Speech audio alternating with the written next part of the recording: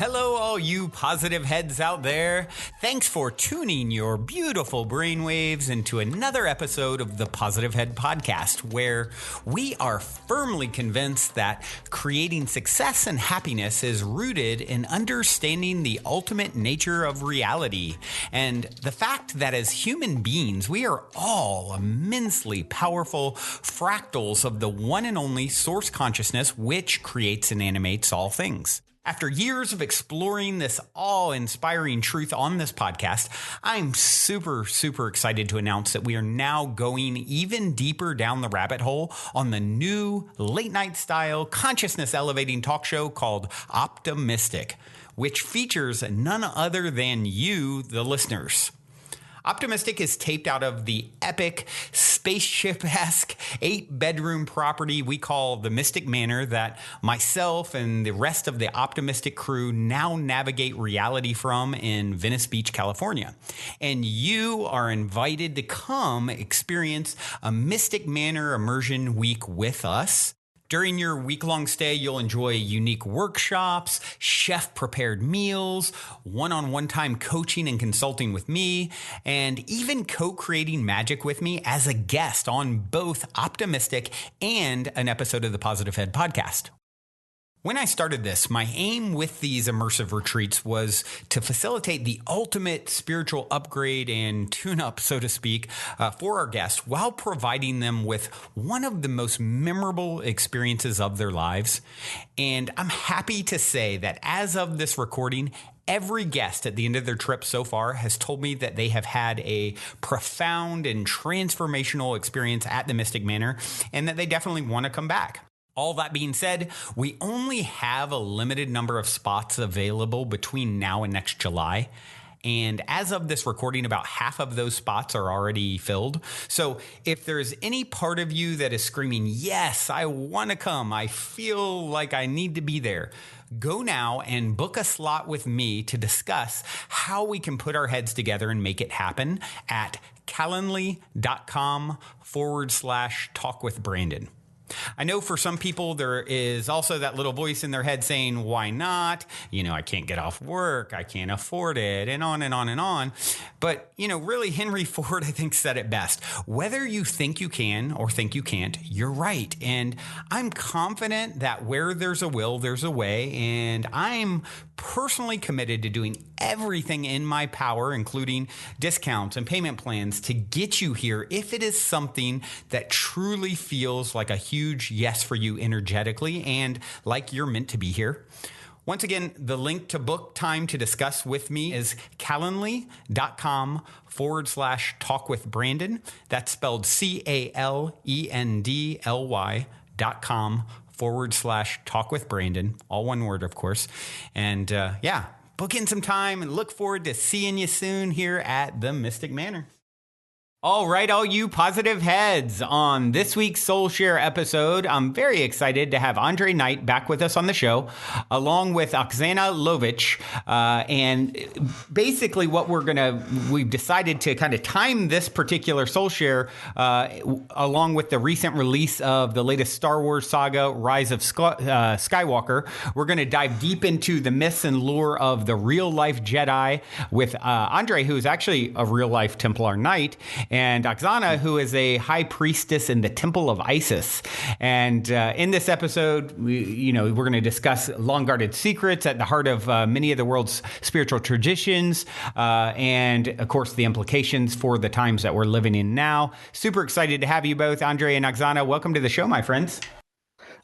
Thank you, Brandon. It's an honor. Yeah, yes, absolutely. Andrei, it was great having you on. I know we talked about Tantra and some various things, even touched on the Jedi stuff way back on episode 584. And so any of you guys who want to go back and take a look at that, take a listen to that. 584 is the previous episode with Andrei. And Oxana, super excited to have you as well this time. So what I typically like to do when I'm starting these episodes, and I probably already did this with Andrei in the past. So, Oxana, I'm going to ask you. You're in an elevator. The woman next to you looks over and says, "What's your passion?" You have 10 floors to answer. What do you say? My passion is to awaken the world. It's a good passion. Andrei, you want to give an updated version of yours? You probably don't remember what you said before, huh? I don't remember exactly what I said, but yeah, just what comes intuitively. I'm here to help awaken people to their full power and full potential. I love the sound of that. So why don't we do this? And once again, Andrei, I'm sure we probably covered a little of your backstory before. If you want to touch on anything that you feel inspired to share in regards to that, and of course, Oxana, anything that you care to share as well, that would be great. Well, why not? For the folks who were getting acquainted with for the first time, basically, I saw the first Star Wars as a kid. Yes, I'm old enough. And it blew me away. I mean, this was before CGI, the lights dim, and this big spaceship flies overhead. We've seen nothing like that. And then the spiritual element comes in, and they're making things float with their minds, and just something deep in my heart went off. And it's like, this isn't just fiction. There's something to this. And really, my whole life path has been about tracing the inner Jedi. Yeah, and tracing the real life Jedi throughout the world. I started in the United States, but eventually with my teacher went to Japan, studied martial arts. I studied Zen Buddhism, some Tibetan traditions. When I got back into the States, studied energy work and various healing modalities. And yeah, my quest has been to discover the real life Jedi. And since I talked to you last, I've been doing a lot of research into ancient Egyptian history, and this is kind of where Oxana and I crossed paths and crossed interests, and it's real. Just like they said in The Force Awakens, the legends, the stories, it's true, all of it. There actually was a Jedi order in ancient Egypt, and I believe they were directly tied to the founding of the Templar Knights and many other similar organizations. Mm-hmm. And I believe that Star Wars movie truly represent how energy works, because a lot of people live their lives and they're not aware of energy and the other world that is also there in a parallel dimension that we are not seeing.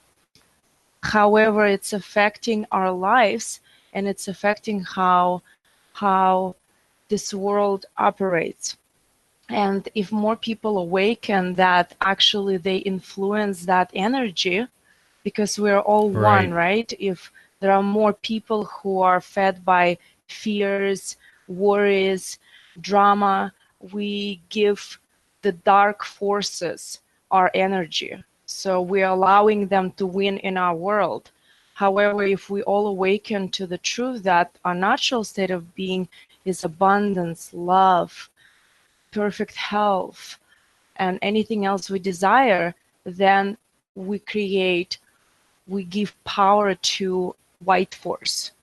Right.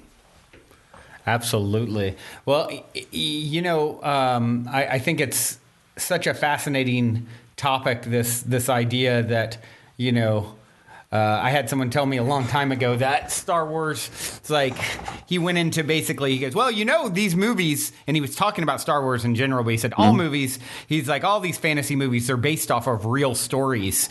And, when you start talking about source being infinite and stretching, in every direction through eternity, any story that comes through, in this case through George Lucas, is really tied to some real account. And so I think that I always thought that was a very interesting sort of perspective.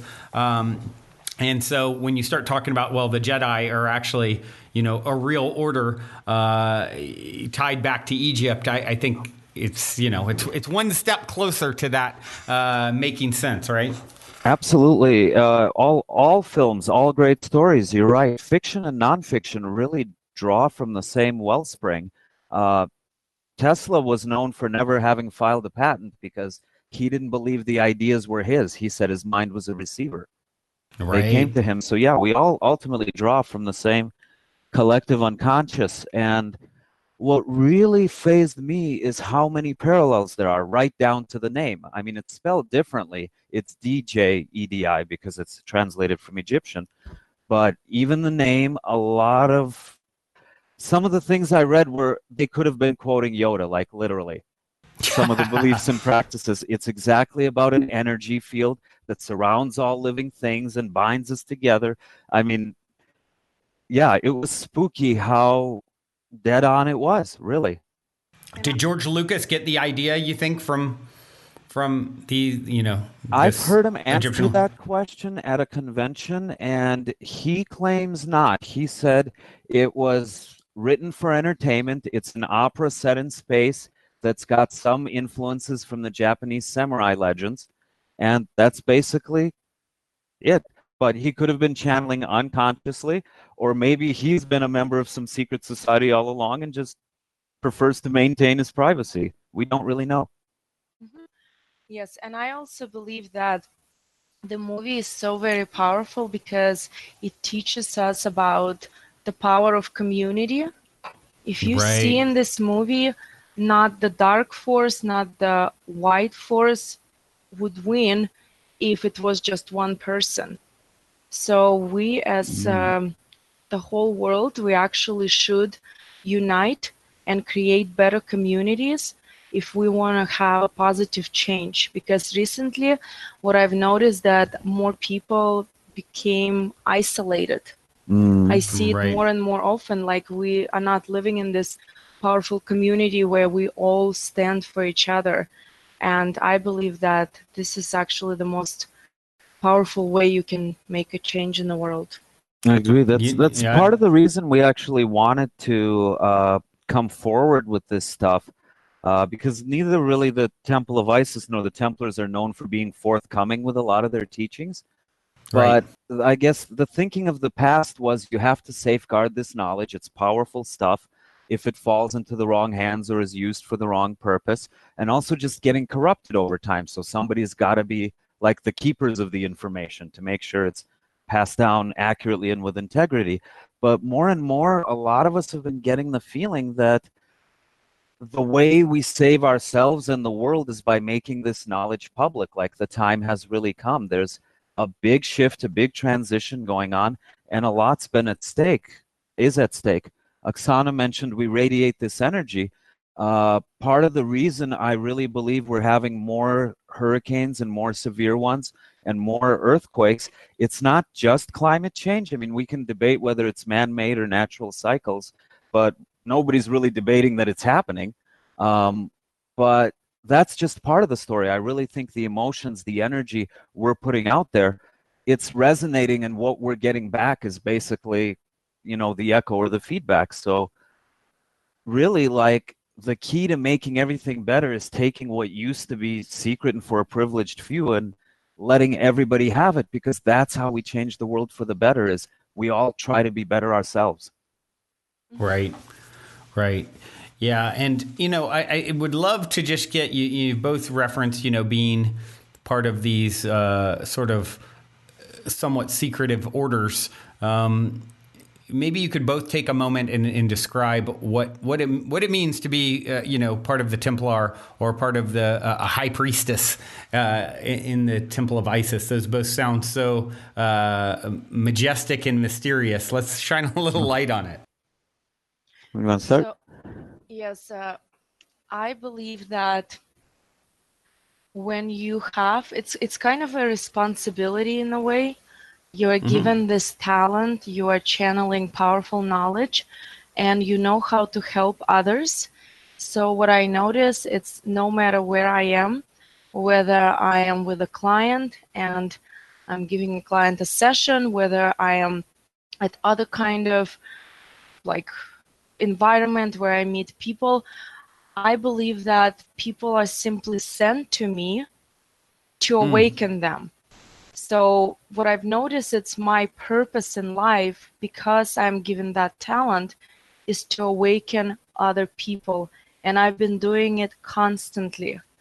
And that's what I believe is to be High Priestess, is that you have this talent and you have this responsibility and you have to use it. Or you don't even have to, it's just flowing through you.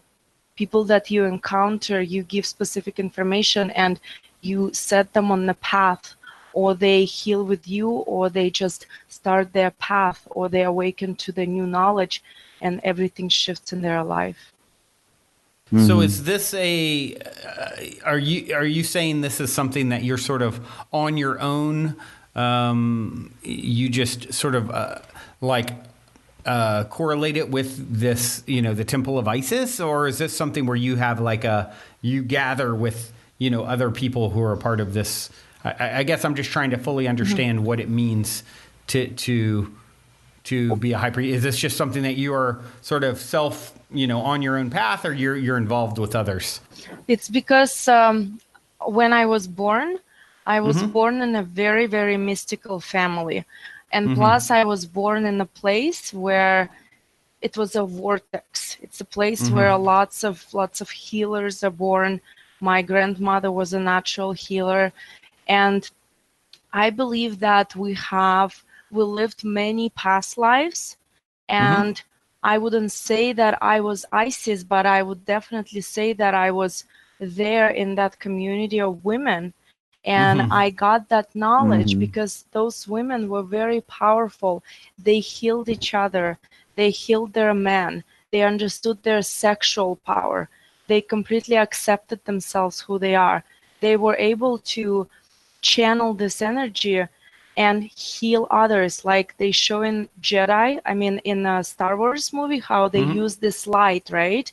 The same, we as powerful female, we can use the same light. We can destroy negative forces, protect ourselves, and at the same time, we can bring healing to others. I don't even know how many women I healed just by sending this powerful energy. And I'm so blessed for this powerful talent, because for me, seeing people evolving and changing is probably the most amazing feeling I can experience. They're both organizations, they're very concerned with bloodlines. If you remember the film The Da Vinci Code, that dealt a lot with the Templar Order. And the premise of the movie was basically that the Holy Grail is not a cup. It refers to the woman's womb. And it mentions that the Templars were basically tracking the descendants of Christ through the generations, that yes, he had offspring. And the movie is mostly accurate, surprisingly accurate, but we're talking about films being accurate on this episode. The one thing they kind of got wrong, and I guess it's to make it palatable to modern Western culture, it's not actually the bloodline of Jesus Christ that we're interested in. It's Mary Magdalene. You see, he fertilized the egg, but it's actually Mary Magdalene's bloodline that's the special one. It can be traced all the way back to the Temple of Isis. And I really wish we had Oxana when we did the episode on Tantra, because that's really, there's Indian Tantra, there's Buddhist Tantra. It comes from a few Taoist, comes from a few areas of the world, but all of them kind of trace their lineages back to Egypt, to the Sisterhood of the Rose and the Temple of Isis. The Sisterhood of the Rose, some accounts say that they originated in Egypt. Some say it could have been as far back as Atlantis, that whatever knowledge survived the collapse of Atlantis is what founded some of these early temples. Gotcha. I see. So, and they work with energy, and basically sexual energy is how energy starts flowing in your body. So one of the things that amazed me is the similarities between what I learned and what she learned. Yes, because sexuality is your power. And what's also missing in this world, that lots of people think that's something wrong about their sexuality. They have shame or negative emotions. And this is actually when people realize how powerful you are when you are fully sexual, that's when you actually become a Jedi. Truly. Well, you will be able to use the power, because sexual energy is the energy of creation. We come to this world to create, right? We would like to create peace in the world, or some people would like to manifest financial abundance, but it's all creation. So, and sexual energy is the energy of creation. And as long as you deny that energy or feel shame, you cannot possibly create the life of your dream, or at least to that fullest potential. Well, it might make sense at this point to actually talk about where the word Jedi comes from, where it has its roots, because it ties directly into this. It comes from the Egyptian word Djed, which basically means pillar of light or pillar of power, and it's a very distinctive kind of pillar. It has 4 ridges that protrude on it, almost looks like vertebrae, and it's not a coincidence because you see it on like pillars holding up buildings. You also see it in a lot of their artwork. The staff of Osiris actually has the Djed pillar in the middle of it. The light bulb, the famous Egyptian light bulb that a lot of people talk about, if you look closely, it's actually a Djed pillar holding it up. It's got the 4 ridges. But now, in a lot of Egyptian mysticism, there's always an outer meaning and an inner meaning. So on one hand, you see the 4 ridges, but on the other hand, you're also supposed to count the 3 spaces in between them. So it's actually 7. And since it represents the staff of Osiris, or sometimes referred to as the spine of Osiris, like I said, it's not a coincidence that these ridges look like vertebrae. And you can type in Djed pillar, D-J-E-D, for those listening on Google, and you'll see a picture of it. And so you're talking about 7 points along the spine that generate power. Well, gee, they're talking about the 7 chakras and Kundalini awakening, bringing energy up your spine. And 7 days of the week. True. I believe there are no coincidences. So literally the Jedi were these people that studied cultivating their energy and everything you could do with it once you did. Right. Yes, and again, also the Star Wars movie teaches us that you have a talent. When you have a talent, it's not enough. It's practice. It's dedication. It's desire. It's like learning, constantly learning and becoming the best, because a lot of people, when they're given some skills and talents, they don't develop it. And then they sometimes, people with less skills and talents can become better than them. So truly, if person has a desire, you don't have to question whether you have talent or not. If you have a desire, you can develop it to become impeccable at what you do. Right. Yeah, I think that's a very important point. It's like so often people are sort of lazy about cultivating their gifts, and really, I believe even just setting the intention of like, I think of like developing, you think of powers like, the psychic phenomenon or intuition. I believe it's just most importantly making a choice, like, okay, I am choosing this for myself. And I think just setting that intention as creators, we create the wheels, set the wheels in motion, so to speak, when we set the intention to cultivate some part of ourselves. I think of a past guest, Julie Ryan, who had no psychic ability and just set out, the intention to cultivate it, and then developed, like pretty much all the gifts. Well, absolutely. Yes. And that's one thing I'm convinced of. I mean, the orders these days are basically like training schools for developing abilities. And here again, bloodlines, they pick people, they say, who have done this before. So the training's a little bit easier because you've got some residual memories buried way back of having done this before. But really, it's a skill that anybody can learn. I've done this, I've taught it, I've seen it. So as Oxana, it's not that we're anything special. They kind of picked us out because we'd be quick studies. But really, anybody can learn this with practice. And it's interesting that you say this, Brandon, because the old Jedi temples in Egypt, the only requirement to join was really you felt the call. Right. You intuitively felt pulled to it. You showed up at the temple door and you said, train me. That was the only requirement. You had to have the desire. Right. Because your mind will do exactly what you tell it to do. Right. It's a magic of your mind. Right. Jedi mind tricks, literally. I like it. So, what exactly? So, are you both working with people currently to sort of? I know, Oksana, you mentioned helping to awaken many people. What are some of the approaches that you take to set people on this path? First of all, people are attracted to me because when I speak on the phone with a person, I am not pursuing anyone. That's why I always say it's your intuition, and your intuition will guide you and tell you whether I'm the right coach for you.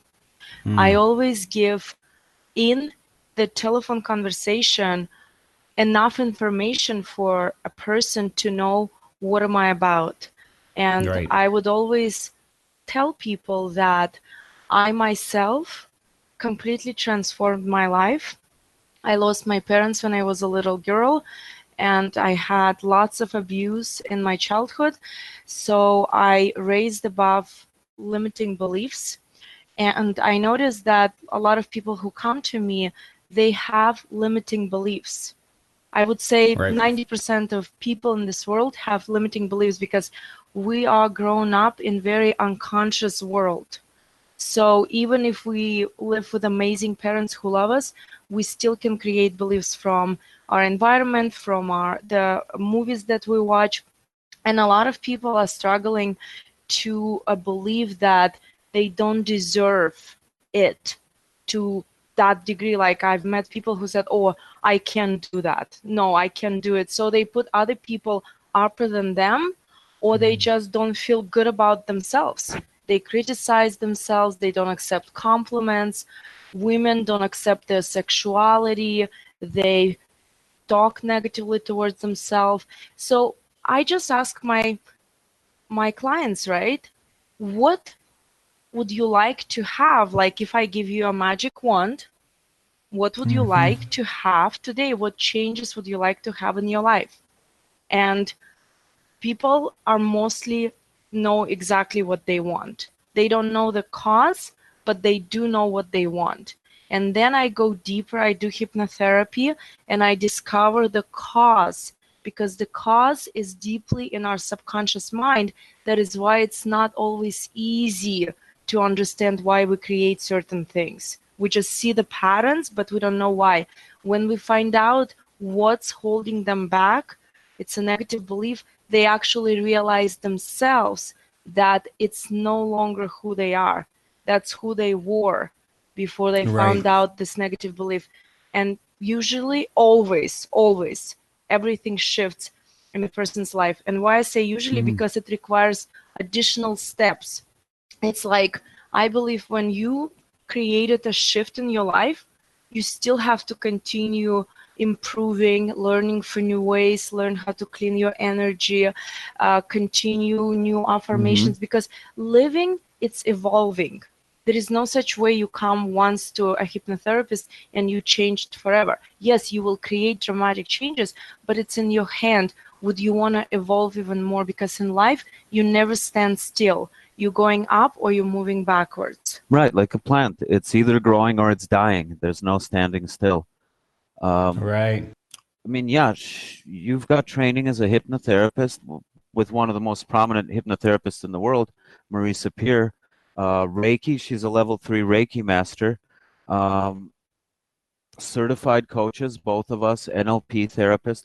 It's different modalities in different situations and for different people, but it's all the tools at our disposal. Some people are looking to heal from the past. Some people are looking to get past their blocks and limiting beliefs. All the way to, we've worked with some celebrities, some athletes, even some folks in the political arena. It's anybody wants to be at their best. All of this ancient mystical knowledge, like even when I was learning, like it's, wow, this is nice, this is cool, but how can we put it to use? How can we apply it in the 21st century in our modern world and make things better with it? That's really kind of what we've been about, is taking some of these ancient secrets and adapting them to the modern world, making them usable for folks. And also combining, because a lot of spiritual books, some spiritual books say you have to become positive, remove all the beliefs, negative beliefs. Other books say you should become present. So what I realized that it's a combination. It's a combination because your mind is a very, very powerful tool. However, it can help you create magic in your life. Yet, it can drive you crazy if you constantly use it. So you have to have a balance between using your mind for changing your beliefs, for attracting your heart's desires, and being able to be still in your mind, to stop thinking. Or, I believe there is no way you can stop thinking. I would say disconnect from your thoughts. You disconnect from your thoughts. It's not who you are. You allow the thoughts go through you, but they do not affect how you feel. Well, remember, I mean, the recurring theme in all Star Wars is feel, right? Stop thinking, let go, and feel. Right. Yeah, I think it's a powerful thing to start when you start to create that separation between you and your thoughts. That's a huge, moment in realization and understanding that it's like, oh, my thoughts are actually these clouds that are sort of passing through. I'm the observer, right? You watching are not your this thoughts. process. Osho said it really well. Don't be the clouds, observe the clouds, be the sky. Yes, I love that.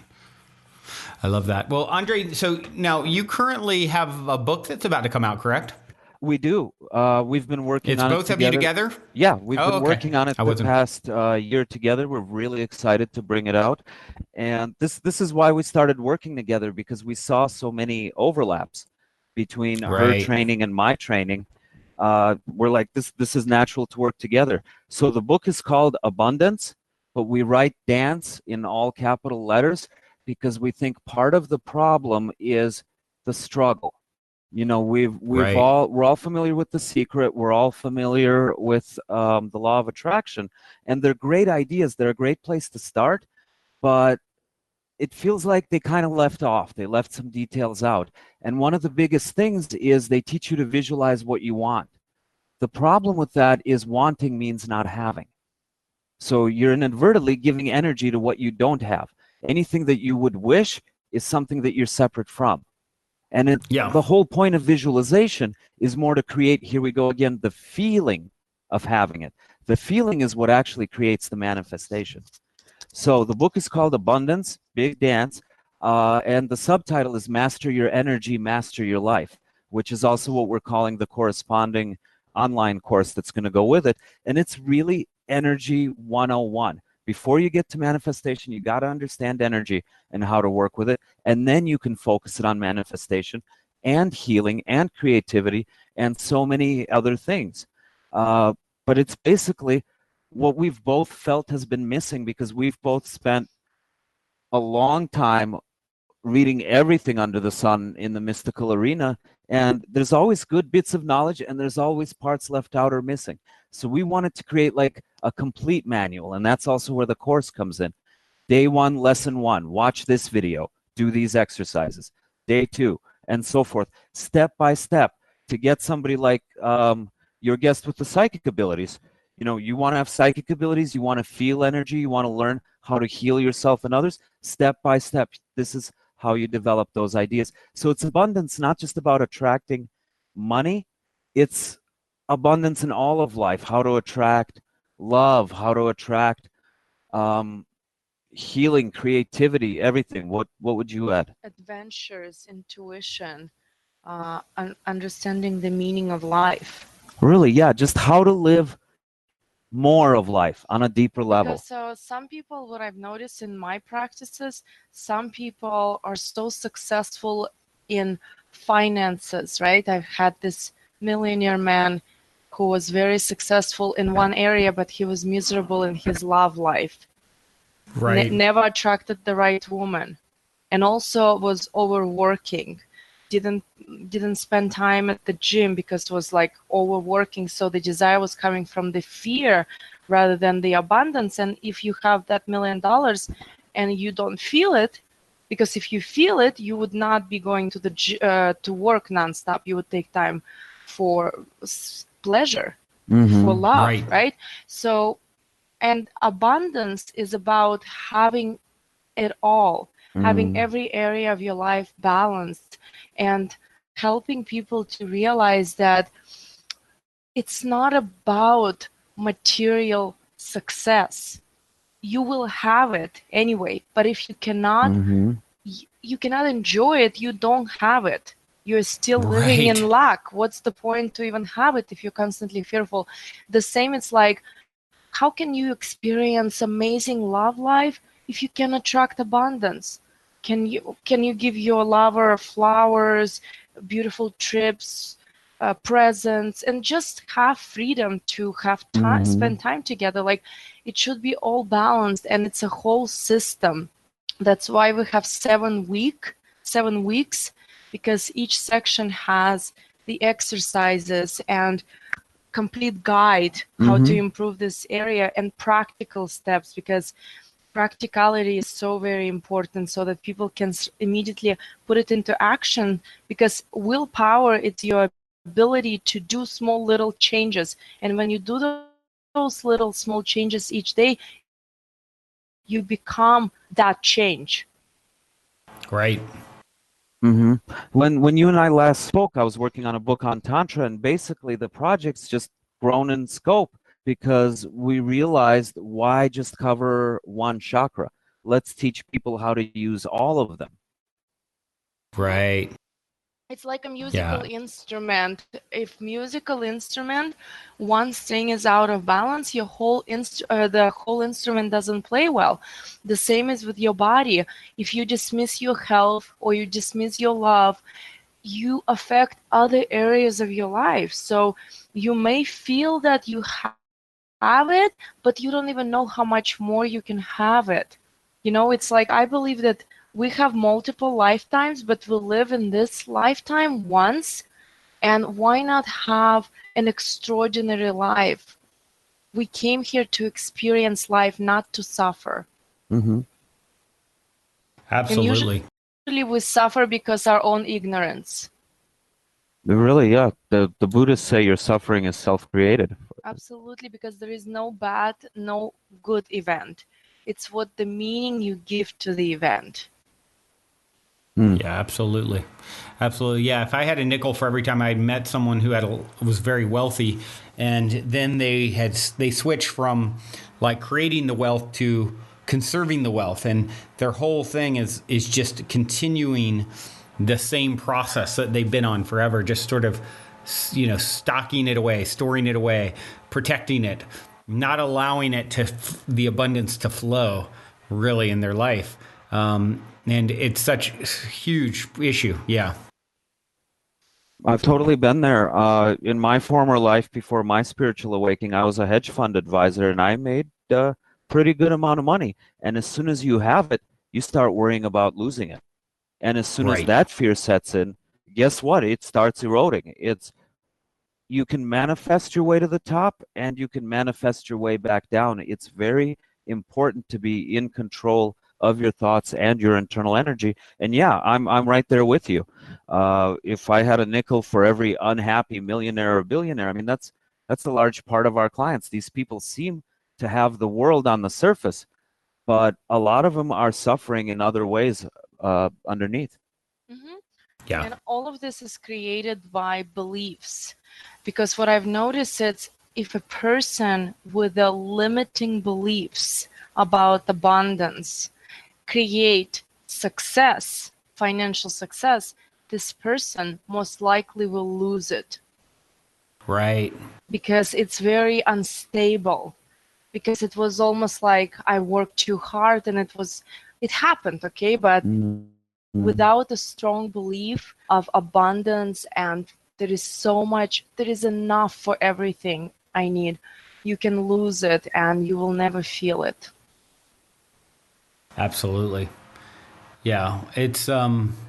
It's definitely a dance. It's a dance. The abundance is definitely a thing, and I think you're right too. Is like you got to be careful with like I had someone on talking about sort of law of attraction and this stuff a long time ago, and I remember them saying, "Look, if you're saying you're repeating affirmations, I am wealthy, and meanwhile you have that little voice inside yourself saying, okay, BS, calling you out, that's not true, your bank account's empty, then it doesn't really, it's not really serving you, you're drawing energy to the wrong thing." And so what he talked about that I thought was interesting was telling the story of I am in the process of I'm in the process of creating more abundance, and then it kind of checks out on all levels of your being, and at least is more in alignment than sort of saying something that is not true, if you will. That's a great way of doing it. And yes, no.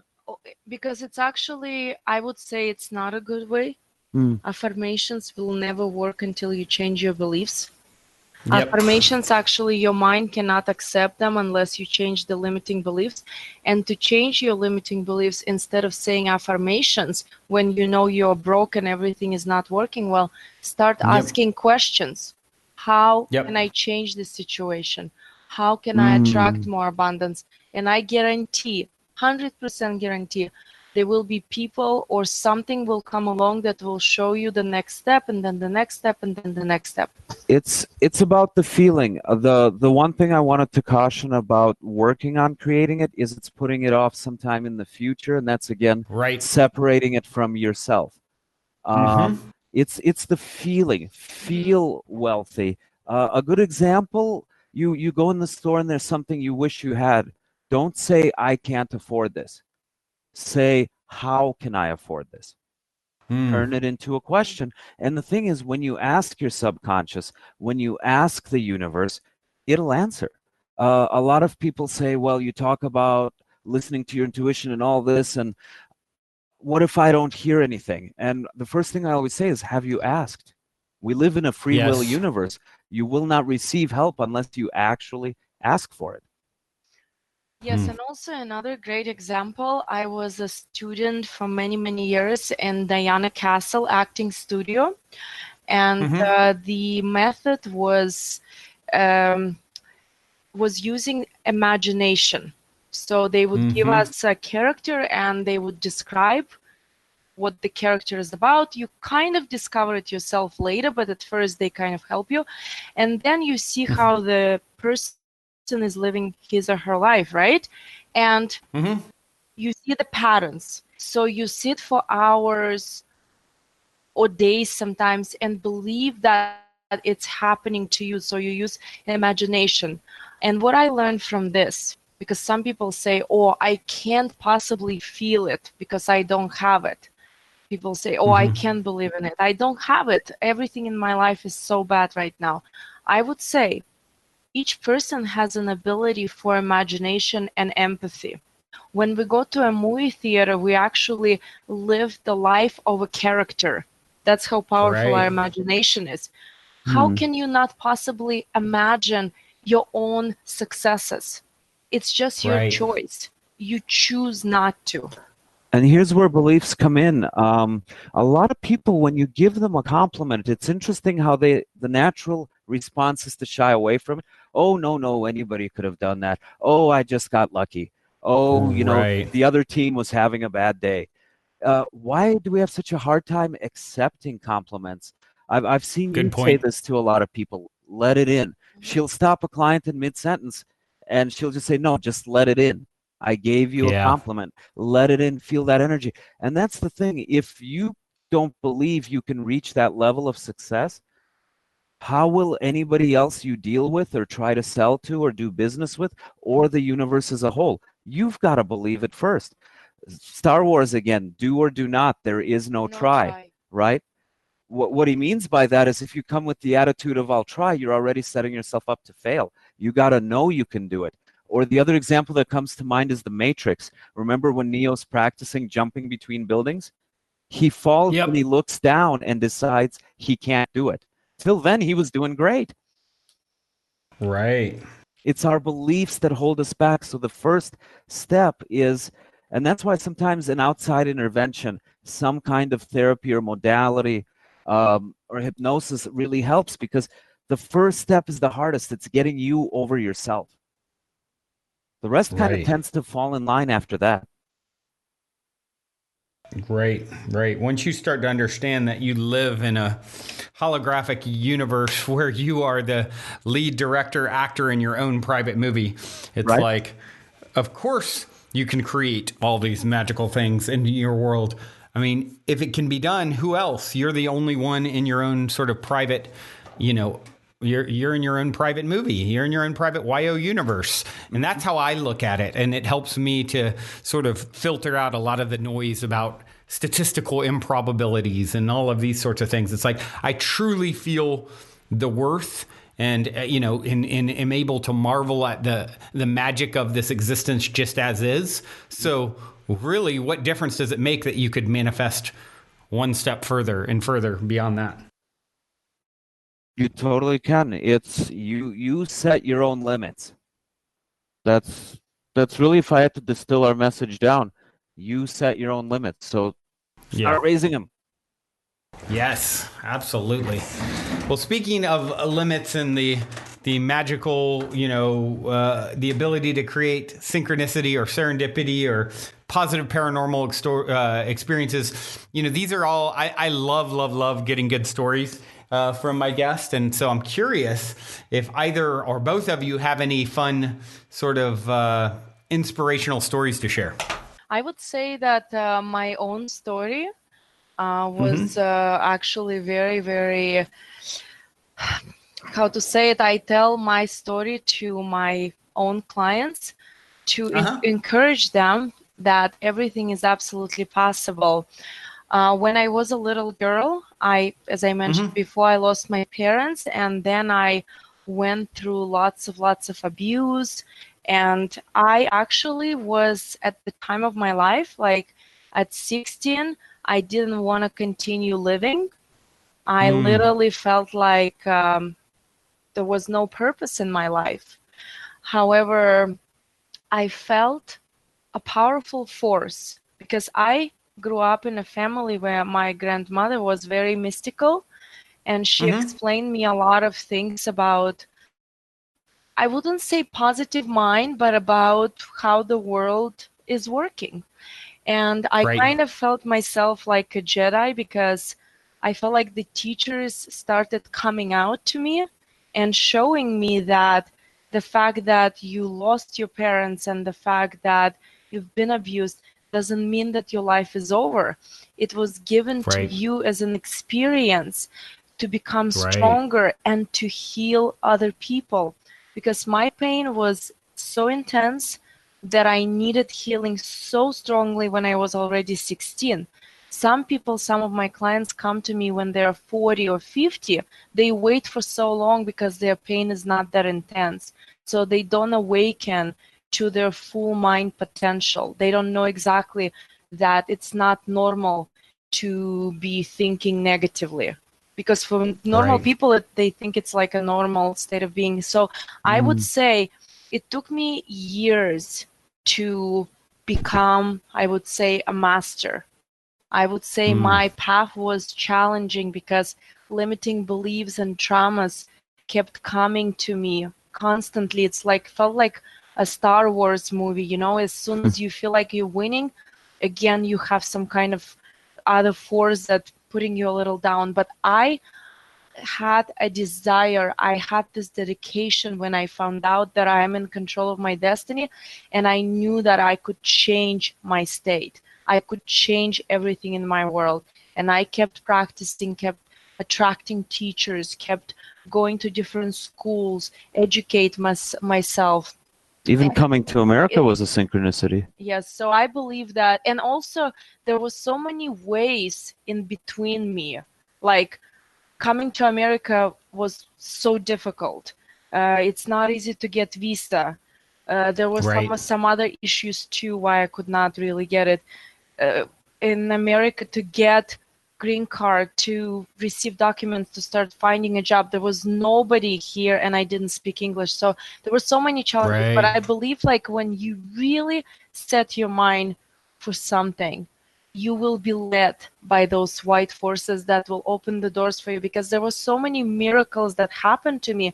When I tell people, people would say like, you're telling a story from a movie, but literally I felt those white forces opening the doors for me and creating shocking, exciting events in my life that I couldn't describe by words. I was just simply crying from happiness.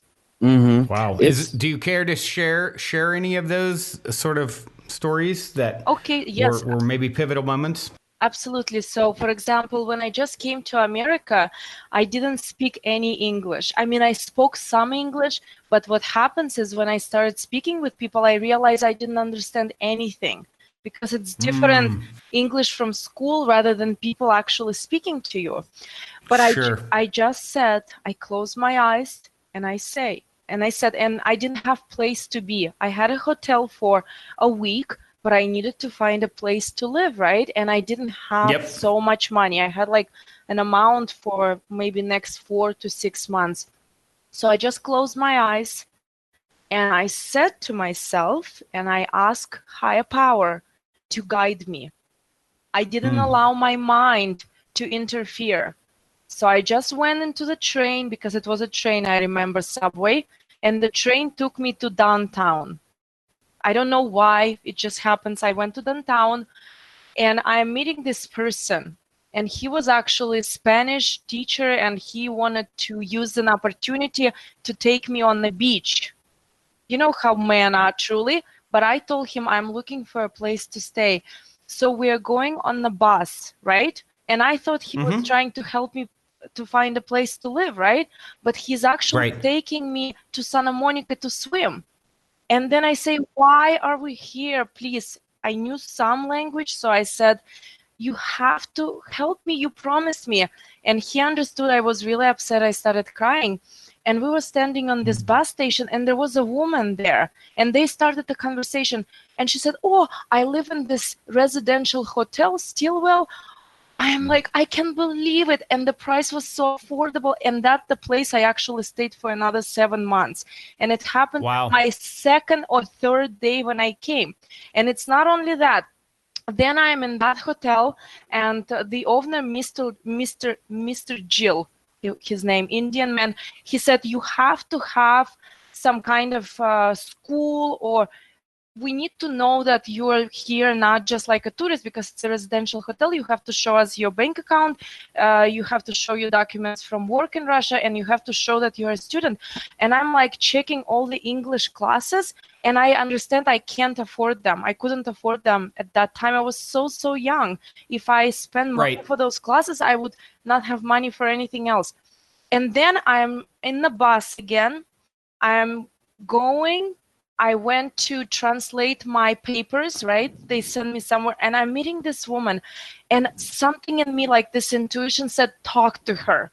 And I'm talking to her, and she said, oh, I'm studying in LACC, and it's absolutely free. I'm like, 1 second, but do you have a green card or documents? No, she said, it's absolutely free, and they don't ask for anything. At that time, when I came to America, there were lots of schools that allowed immigrants to study there. Then with Trump, they closed it up. I've known it, or they change it for like you have to pay now. But what I mean it, like things like this happened. I was crying. I couldn't believe it. I found school. I found the place to live in like 4 to 5 days. And the miracles actually continue to unfold. That's such a great example of like you set the intention and you didn't know what was going to come next. You didn't know how you're going to get from A to Z, but you took action and you followed your highest excitement, and then the path opened up for you. And I also listened to the force. I allowed it to manifest through me. I didn't allow my fears to come. I believed that there is some higher intelligence that knows more. Truly, a Jedi cannot be a Jedi if he cannot connect to a higher intelligence. They have the highest level of intuition, and I allowed my intuition to be there and to guide me. And miracles happen when you allow it. Absolutely. Allowing it to happen. That's That's really key. You touched on something very important, Brandon, and that's we don't always know. A lot of times Yes. we're afraid to pursue a path or believe in a goal for ourselves because we don't know every step on how to get there. And Right. you don't need to. Have the end goal in mind, believe you can do it, and take the first step. The second step will be revealed to you when you're done with that. The third step will be revealed to you when you're done with the second. If there's something you Right. don't know, you will learn it. You will be guided to a book or a course or a person who can show you or mentor you or do it for you. Everything will fall in line as long as you just take that first step and believe you can get there. We keep ourselves from attempting things because we don't know all the steps. And That's right. trusting the force is not knowing all the steps. I've heard it once said, I wish I knew who the quote belonged to, but well, it belongs to all of us, but who came up with it? And that is, if your goal doesn't scare you, you didn't set it high enough. Right. Yeah, I say that all the time. It needs to, if it scares you and excites you, you know it's for you. Exactly. And at the same time, again, I am against of any fears. So I believe, yeah, because I believe our mind is so powerful.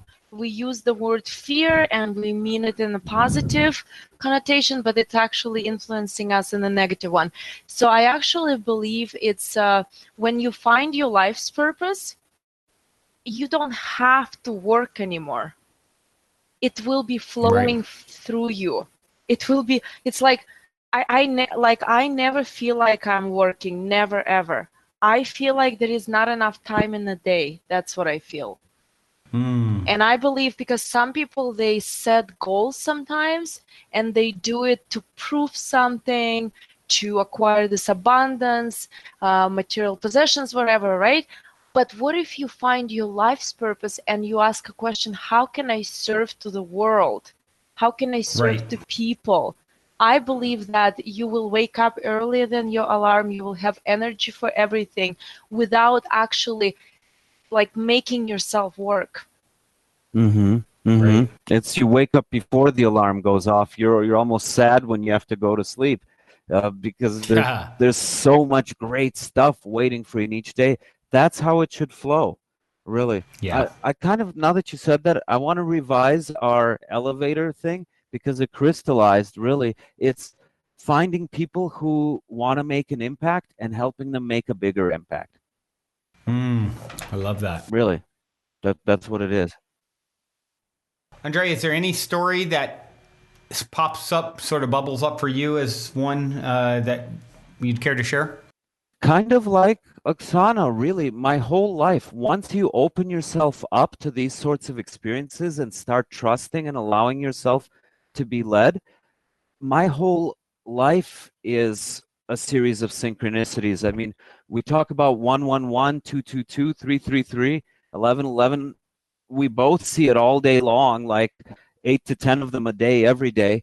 Right. I think about people and they call me. I mean, just about anything I set out on, I kind of know the outcome already.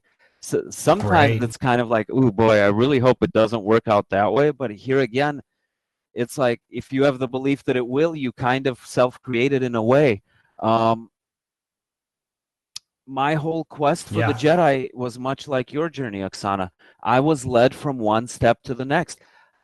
I didn't know what I was doing. I started with martial arts because these warriors kind of had an intuitive sense. They always knew when they were going to get attacked. And I'm like, this is the closest thing to what I saw in Star Wars. I'll start there. And that led me to the next step. And that led me to the next step. I had no idea what I was doing at the time. People read my bio now and they look backwards and like, wow, this is really cool. He's led a really cool life. I didn't know what I was doing at the time. Each step unfolded for me as I needed it. And boy, I'm so grateful for them because change any one variable and I wouldn't be who I am today or where I am. The entire life is a series of steps that lead you to where you are. I think it was Albert Einstein who said there's two ways to live your life. One way is that nothing is a miracle, and one way is that everything is a miracle. And whichever you choose, you will be right. And it's amazing nowadays, like all these discoveries coming out in quantum physics. It seems like almost every other day I'm reading an article. It's like, this is all the stuff that the ancient Egyptians wrote about. And it's like now science is finally catching up to the point where we can prove some of this stuff. Right. Absolutely. Well, this has been such an awesome adventure and exploration. I love just constantly getting reminded that life is more magical. You know, it's like, it seems as though so many of these things that we've looked at as just like playful, you know, imagination, people using their imagination, when actuality it's like there's some grain of truth tied to the magic that's behind the story. And I love that you guys are drawing so much attention to that, because it truly is giving people permission to step into a life that is more closely aligned with who their childhood self dreamed it would be, right? The child often knows best. In Tibet, when a lama dies and they start looking for their next incarnation, it's tradition to find them before their 5th birthday, because they believe after that you start to forget everything you learned between lives. So truly, the intuitions we had as kids, those were the ones that were spot on. Since then, kind of intuition goes through this thinking filter, you know. So if we can get back to that childlike state. I worked with the Dalai Lama. I had the privilege of working with him for a brief period. People always ask me, what's he like? What is it like to meet him? And I'm like, in a nutshell, a 5-year-old boy. He looked at everything with that wonder and that curiosity. That's truly what enlightenment is. It's getting back to what we already had. And likewise, Brandon, to you and Positive Head, yours has always been my favorite show. It was one of the first ones I discovered. So thank you for reminding people, including myself, of everything we're capable of as well. My pleasure. My pleasure. Yeah, my favorite Bible quote is, lest you become like a child, you can't enter the kingdom of heaven. And I truly believe you are giving people permission to that and showing them a way to get in touch with their inner Jedi and to tap into the Force. What is, for those who want to continue to follow, you know, perhaps get your book or, you know, get involved with one of your courses and whatnot, what is the best way for people to connect with you? Well, the company that Oxana and I founded when we started working together is called Apex Life Mastery, reaching your top, your apex. And well, our logo looks kind of like a pyramid because Egypt is where all this started for us. But apexlifemastery.com. We also have on YouTube, on Facebook, all the Instagram, all the standard outlets. It's Apex Life Mastery. But for you guys, your listeners, you know I love your show, so we wanted to do something special for you guys. Go to apexlifemastery.com and put /phead after it. That's your landing page. It'll always be up. Right now, we've got a free lesson. If you're like, okay, this energy stuff sounds cool, I want to experience it. You can go there right now and download a lesson for free. When the book and the course are ready, you guys will be the first ones to hear about it. We're going to offer the ebook version when it comes out for your listeners for just 99 cents the first week it's out, half price after that. The course is going to be half price as well, and we're going to probably pre-release the first module of it pretty soon here, ahead of the rest of the course, the introductory module. If folks go ahead and sign up for that, when the rest of the course comes out, still at half off, we're going to deduct the purchase price of the first course from that. So it ends up being free for folks just to try it out and see if it jives with what you're working on and if we can help you on your journey. So apexlifemastery.com /phead. Start there, and as each of these products comes online, you'll be the first to hear about it, and you'll get the best price out there. It's the least we can do for everything your community is doing there. And not just the show, by the way. I love your Facebook group. I pop in there all the time, and the conversations are just awesome.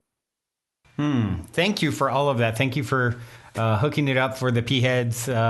And yeah, for those of you who aren't familiar, the Facebook group Andrei's referring to is Positive Heads with an S. Actually, you can find it's a private Facebook group where you can connect with other listeners and, you know, talk about things that you maybe don't want the rest of Facebook land to kind of peek in on. So we'd love to see you there. And this, I so appreciate you both taking the time to come and drop some knowledge and continue to help to help the world to lighten up, if you will. And I do have one last question I'd like to ask you both separately. And it's the same question I like to always conclude with, and it is this. In 60 seconds or less, what is the meaning of life, according to Andrei? You can go first, and then you, Oxana, maybe next second.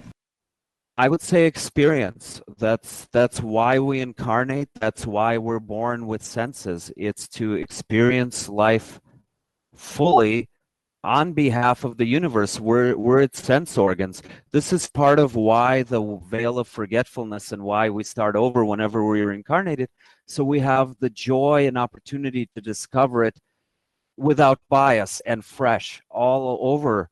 And whether it's Jedi, whether it's Tantra, whether it's some spiritual path you're pursuing, I believe it's just learning how to experience more and on a deeper level, and also share that experience with others, because we really grow through sharing. That's why, some organisms reproduce by cloning themselves. Sexual reproduction was invented for a reason, because the universe likes interaction. It likes when two come together to create a new third. So it's, first of all, gaining that knowledge and experiences, but then being able to share it with others and also gain from their experience. I believe that the meaning of life is, first of all, find peace within, to realize that life, no matter how awakened you are, no matter how evolved you are, will always be inconsistent.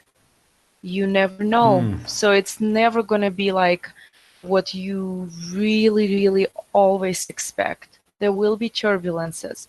However, are you able to not be triggered by what happens? Because that's, I believe, the purpose of the universe, to really become a child or an animal, that when something happens, they don't keep it in, so it doesn't affect how they feel. And because if you feel negatively, it's very contagious. It's like a disease of the planet. Negative thoughts and feelings. And the negative thoughts and feelings are created because we as human beings, we hold in ourselves all our problems that we think are problems. Because I've never, like some people say, oh, when I have that much money, I will be happy. Well, 90% of my clients are actually very rich and successful, and they have more problems than even those who don't have money. So it's never about creating material world.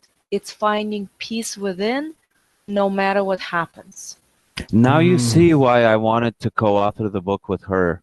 Yes. Her insights are so amazing and very often, quite different from my own, which is what makes what we do together so much more well-rounded.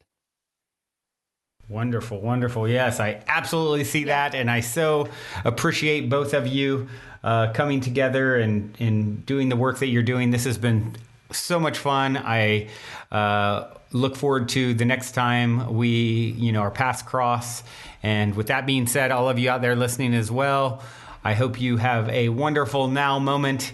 Until next time, journey well. Love you all so, so much. And if you're feeling the call to come for a week retreat-style Mystic Manor immersion, remember to go now and book your time to speak with me directly about stepping into the optimistic vortex at calendly.com/talk with Brandon while there are still spots left. Otherwise, I look forward to co-creating magic with you at the Mystic Manor.